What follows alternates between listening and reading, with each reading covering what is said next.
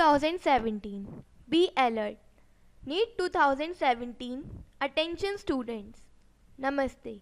Set easy world में आपका एक बार फिर स्वागत है। दोस्तों, अपने पिछले वीडियो में मैंने आपको बताया था कि नीट 2017 के लिए अप्लाई करने से पहले किन किन बातों का ध्यान रखें। कुछ स्टूडेंट्स को मेरा ये वीडियो बहुत ही पसंद आया। जिन्होंने मेरा ये वीडियो लाइक किया उन्हें बहुत बहुत धन्यवाद। तो चलिए अपने टॉपिक पर आगे बढ़ते हैं। दोस्तों, जिन लोगों ने भी मेरा चैनल सेट इजी वर्ल्ड अभी तक सब्सक्राइब नहीं किया है तो प्लीज़ वे लोग सब्सक्राइब कर लें और साथ में सब्सक्राइब बटन के पास जो घंटी का बटन बना हुआ है उस पर क्लिक करना ना भूलें। इससे मेरी समस्त नई वीडियोस की नोटिफिकेशन आप तक पहुंच जाती है। और विशेषकर मैं उन स्टूडेंट से जो नीट के लिए अप्लाई कर रहे हैं उनसे अनुरोध करना चाहती हूँ कि नीट 2017 के एग्ज़ाम होने तक और काउंसलिंग होने तक मैं आपके लिए सभी अपडेट्स और अलर्ट्स लाती रहूँगी। तो दोस्तों, बढ़ते हैं अपनी टॉपिक की ओर। आज फिर से मैं आपके सामने उपस्थित हूँ, आपसे कुछ बात करने के लिए, कुछ इन्फॉर्मेशन देने के लिए जिसकी जानकारी आपके पास होना अति आवश्यक है, क्योंकि ये आपके करियर को सीधा सीधा अफेक्ट करता है। सबसे पहले तो मैं आपको एक न्यूज़ देना चाहती हूँ कि इस वर्ष नीट के लिए पिछले वर्ष की तुलना में बहुत ज़्यादा छात्रों ने अप्लाई किया है।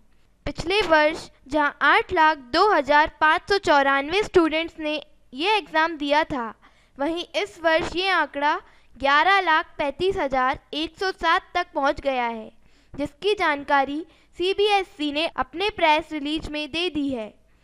तो इसमें घबराने की कोई बात नहीं है। आप लोग ऐसा मत सोचना कि कंपटीशन हाई हो गया है। कंपटीशन पिछले वर्ष जैसा ही है, सिर्फ छात्रों की संख्या उधर से इधर हो गई है। पिछले वर्ष तक बहुत सारी स्टेट अपना अलग एग्ज़ाम कराती थी, जिन्हें अपना अलग एग्ज़ाम कराने की परमिशन इस वर्ष से नहीं है, क्योंकि अब पूरे भारतवर्ष में मेडिकल के लिए इसी एग्ज़ाम के थ्रू सिलेक्शन किया जाएगा। तो जो छात्रों की संख्या बढ़ी है वह इसी कारण से बढ़ी हुई दिखाई दे रही है, इसलिए चिंता की कोई बात नहीं है। अब हम लोग दूसरी बात करते हैं। दोस्तों, आजकल नीट एप्लीकेंट्स के मोबाइलों पर तरह तरह के SMS आ रहे होंगे, बल्कि यूँ कहना चाहिए कि जो मोबाइल नंबर आप लोगों ने एप्लीकेशन फॉर्म में दिया है उस नंबर पर ढेरों SMS, फ़ोन कॉल और ईमेल भी लगातार और लगभग रोज़ आ रहे होंगे। इनके थ्रू आप लोगों को कई तरह के प्रलोभन दिए जाते हैं, लालच दिया जाता है। आप सीट बुक करा लीजिए, हम इस कॉलेज में आपका एडमिशन करा देंगे, तो हम उस कॉलेज में आपका एडमिशन करा देंगे। कोई कहता है कि वो कॉलेज तो बहुत अच्छा है, मैं बस 2 मिनट में आपका एडमिशन करा दूंगा। अर्थ ये है कि इस तरह से आपसे कांटेक्ट करने वाले लोग चाहते हैं कि आप किसी भी तरह उनके प्रलोभन में आ जाएं और इसके बदले आप उन्हें कुछ रुपए दिलवा दें। और दोस्तों, ये कॉल्स, SMS और ईमेल तब तक आते रहेंगे जब तक कि एडमिशन प्रोसेस ख़त्म ना हो जाए।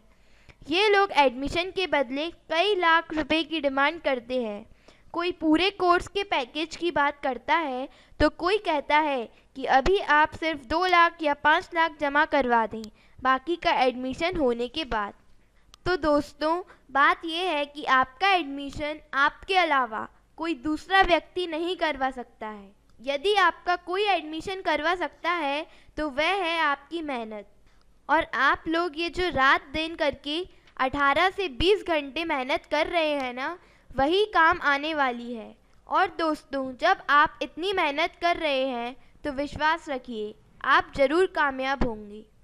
आप इन लोगों की मीठी मीठी बातों में बिल्कुल नहीं आइएगा, क्योंकि ये लोग ठग होते हैं, चोर होते हैं और एन केन प्रकारेण ये आपसे रकम ऐंठना चाहते हैं ताकि आप इनके झांसे में आकर इन्हें कुछ पैसे दे दें और बाद में इनका पता लगाना भी मुश्किल हो जाएगा। और जो लोग शॉर्टकट अपनाना चाहते हैं उनका अंजाम आपने बीते दिनों मध्य प्रदेश में देखा। माननीय न्यायालय ने लोगों की मिली हुई डिग्रियां कैंसिल कर दी। अब क्या हुआ?